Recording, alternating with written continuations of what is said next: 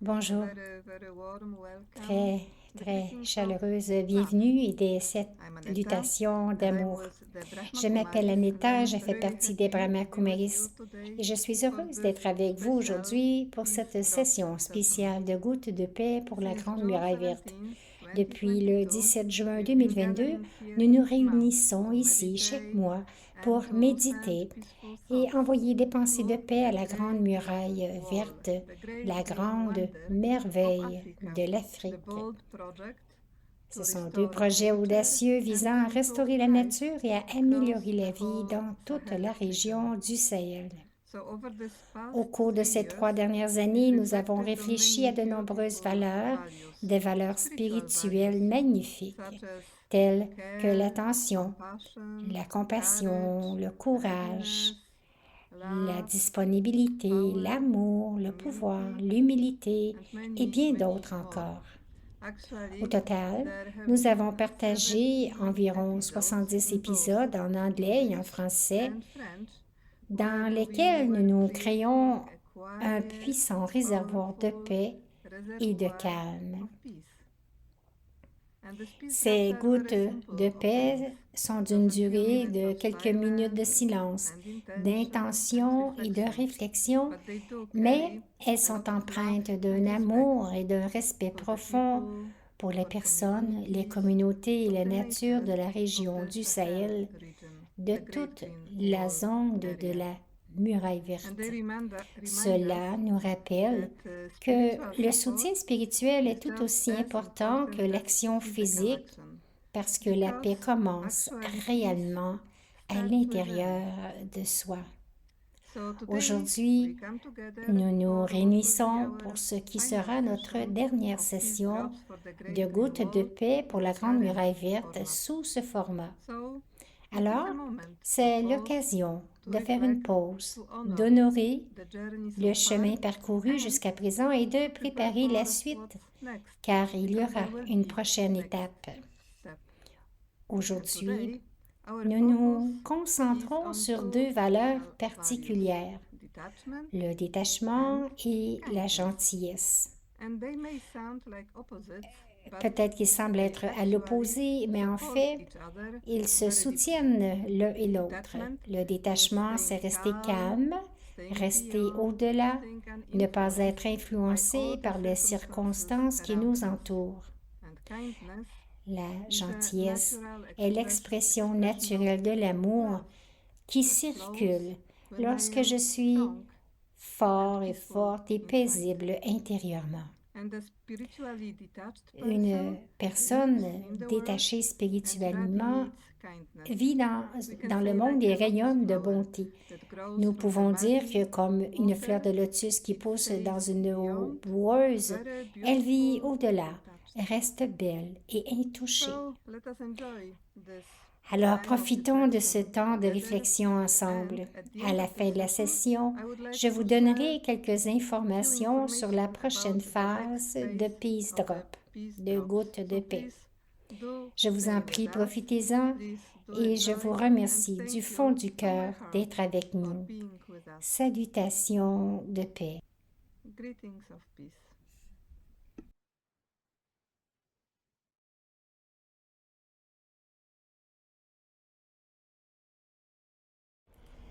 En ce moment magique, je suis attirée par la lumière de l'amour en moi. Une lumière qui illumine mon être et me fait rayonner d'amour.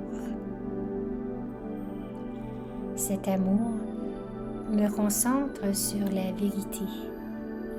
Une vérité qui comprend comment détacher mon cœur de tout ce qui est à l'extérieur et de me maintenir dans un état de calme intérieur, indépendant de l'attachement que j'ai développé pour les gens et les objets. Dans cette conscience, je sens que j'appartiens au monde entier. J'aime tout et tout le monde. Je réalise que l'attachement à une personne, à un lieu ou à quoi que ce soit limite mon amour et mon bonheur. Le détachement procure un amour et un épanouissement sans limite. C'est le pouvoir tranquille et doux qui efface la dépendance, me permettant de vivre et d'aimer librement, en appréciant chaque moment sans peur de perdre. Goûter, toucher, voir et sentir, sans être esclave de quoi que ce soit.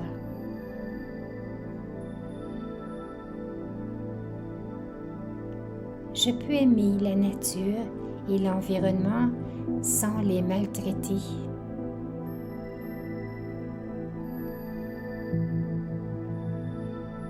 Je vais au-delà du jugement, du blâme et de la comparaison pour aimer sincèrement notre Mère Terre et ses habitants naturels.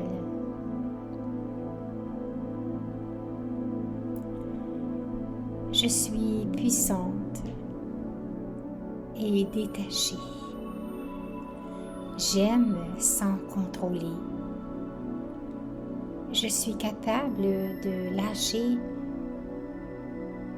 toutes les personnes ou les situations avec facilité parce que je suis courageuse et que j'ai foi en moi-même, en la source de toute bonté et en la nature. Je suis détachée.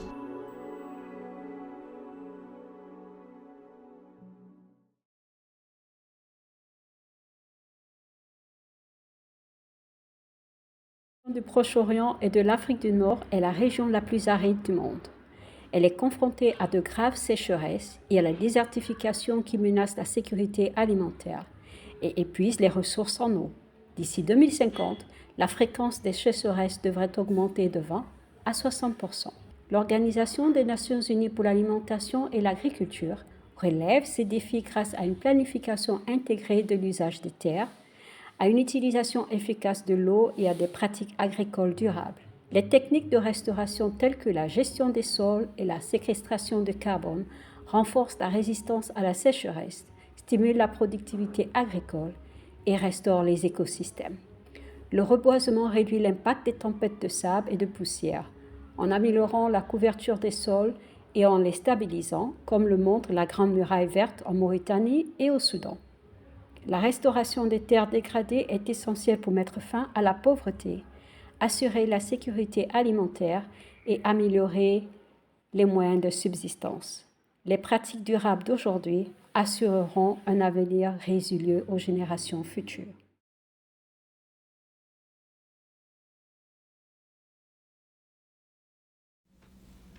Om Shanti, souhait de paix. Dans les prochaines minutes, réfléchissons au pouvoir d'être bon.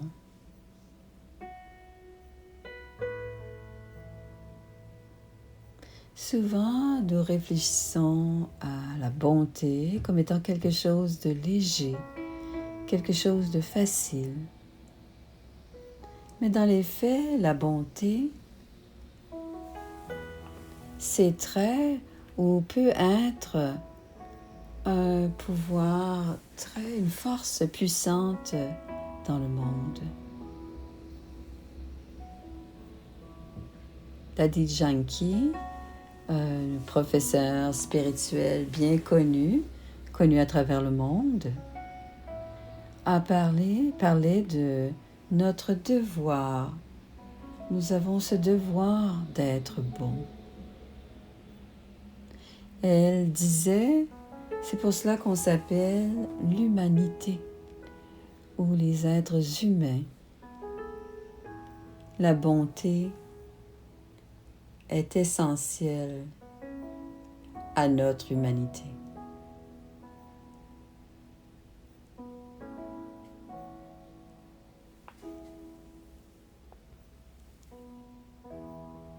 Alors, prenons un moment maintenant pour aller à l'intérieur et pensons à un moment quand quelqu'un a été bon envers nous.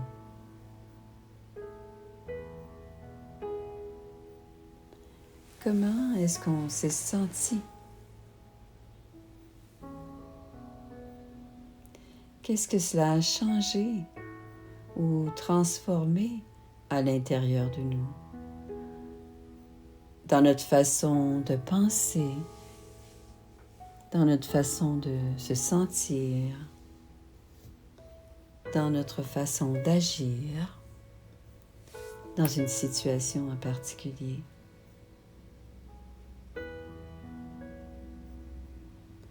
Des actes simples de bonté, comme coopérer avec les autres, être gentil avec les autres, aider les autres. Tout cela a un tel pouvoir.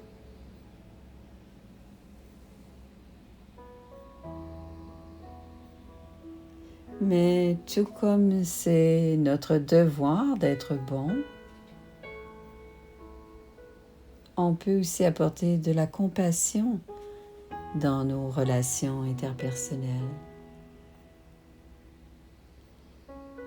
Donc, de relations beaucoup plus profondes quand il y a, dans une façon altruiste,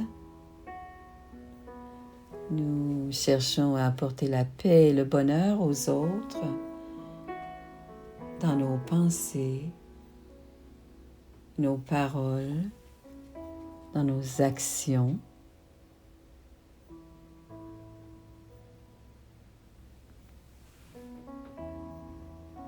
De douces paroles peuvent aider à développer la confiance. Et les actions et les bons mots développent aussi la coopération, une connexion dans les communautés ou à l'intérieur d'une communauté. Et ils ont tous les deux du bénéfice pour celui qui donne et aussi pour celui qui reçoit.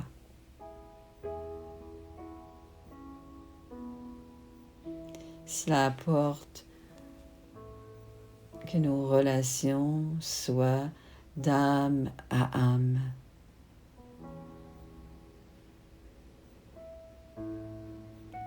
Être bon, c'est au-delà de simplement faire des gestes physiques, des actions physiques.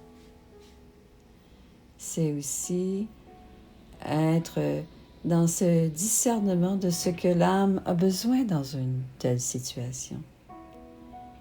Et pour lui donner avec sincérité, par les pensées, les paroles et les actions,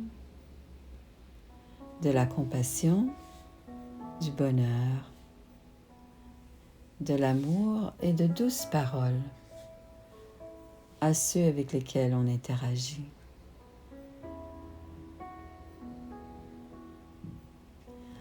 Un autre professeur spirituel bien connu, Sister Shivani, elle dit, voulez-vous être bon une fois par année? Voulez-vous faire des gestes bons une fois par mois, une fois par année, ou encore une fois par semaine, ou une fois par jour?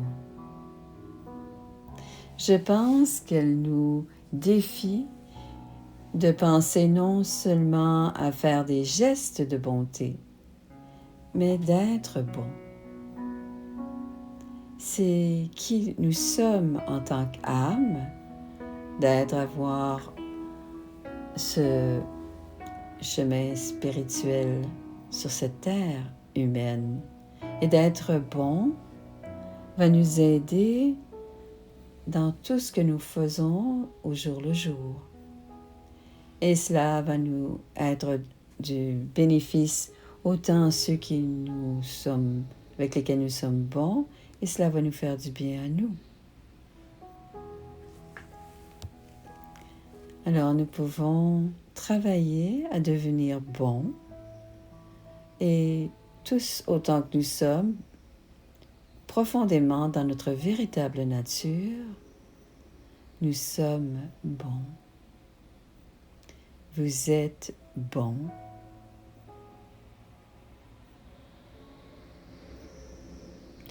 Om Shanti.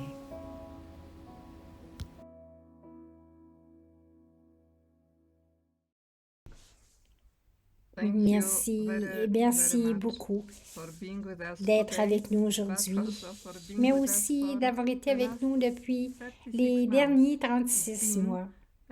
Ce fut un long et beau voyage. C'est du moins ce que nous ressentons au sein de l'équipe. Nous concluons donc par ce beau message de détachement et de gentillesse. Lorsque je suis détaché et bienveillant, je donne librement en partageant des pensées de paix, des souhaits et des sentiments purs avec tout le monde à chaque pas que je fais. Les gouttes de paix vont maintenant étendre leur impact enrichissant, leur influence à l'ensemble de l'écosystème à travers le monde. C'est notre souhait le plus pur et nous vous invitons à vous joindre à nous pour générer et partager des gouttes de paix à l'intérieur et au-delà de la Grande Muraille Verte afin que la planète entière puisse être guérie, nourrie et retrouver son harmonie. Pour aider à entretenir cela, nous proposerons chaque semaine de courtes méditations, juste quelques minutes de réflexion tranquille, et nous le ferons avec amour et respect pour tous. Vous pouvez vous joindre à nous en rejoignant notre groupe WhatsApp Peace Drops ou en nous suivant sur les médias sociaux en cherchant le hashtag Eco Brahma Kumaris. Encore une fois, merci beaucoup pour votre attention, votre amour, votre courage de répandre le bien, d'être bon et de partager la bonté avec tout le monde et tout ce qui existe. Avec tous nos souhaits de toute l'équipe des Gouttes de Paix, restez avec nous et retrouvons-nous bientôt. Tous nos souhaits de paix et nos souhaits d'amour. Om Shanti.